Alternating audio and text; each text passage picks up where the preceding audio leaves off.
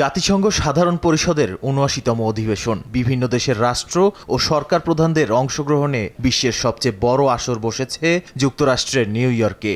বিশ্ব নেতাদের পাশাপাশি অধিবেশনে যোগ দিতে নিউ ইয়র্কে পৌঁছেছেন অন্তর্বর্তী সরকারের প্রধান উপদেষ্টা ডক্টর মোহাম্মদ ইউনূস। স্থানীয় সময় সোমবার রাতে কাতার এয়ারলাইন্সের একটি বাণিজ্যিক ফ্লাইটে জেএফকে আন্তর্জাতিক বিমানবন্দরে পৌঁছান তিনি।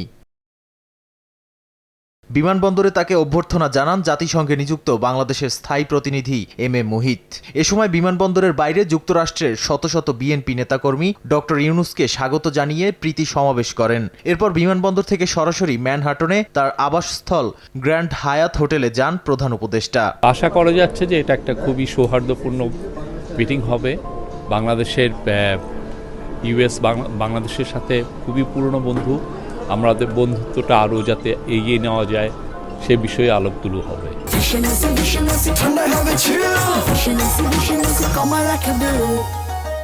মঙ্গলবার অধিবেশনের ফাঁকে দুপুরে একান্ত বৈঠকে মিলিত হবেন প্রধান উপদেষ্টা ডক্টর ইউনূস ও মার্কিন প্রেসিডেন্ট জো বাইডেন। ঐতিহাসিক এ বৈঠকে দুই নেতার মধ্যে স্বার্থ সংশ্লিষ্ট বিভিন্ন বিষয়ে আলোচনা হবে।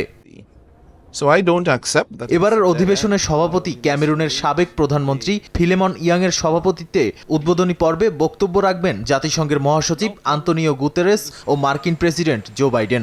উদ্বোধনী অনুষ্ঠানে যোগ দেবেন অন্তর্বর্তী সরকারের প্রধান উপদেষ্টা ডক্টর মোহাম্মদ ইউনূসও। এবার জাতিসংঘে টেকসই উন্নয়ন, দ্বন্দ্ব নিরসন ও উন্নয়নশীল দেশগুলোকে সহায়তা করার মতো বিষয়গুলো প্রাধান্য পাবে। সময় সংবাদ, নিউ ইয়র্ক।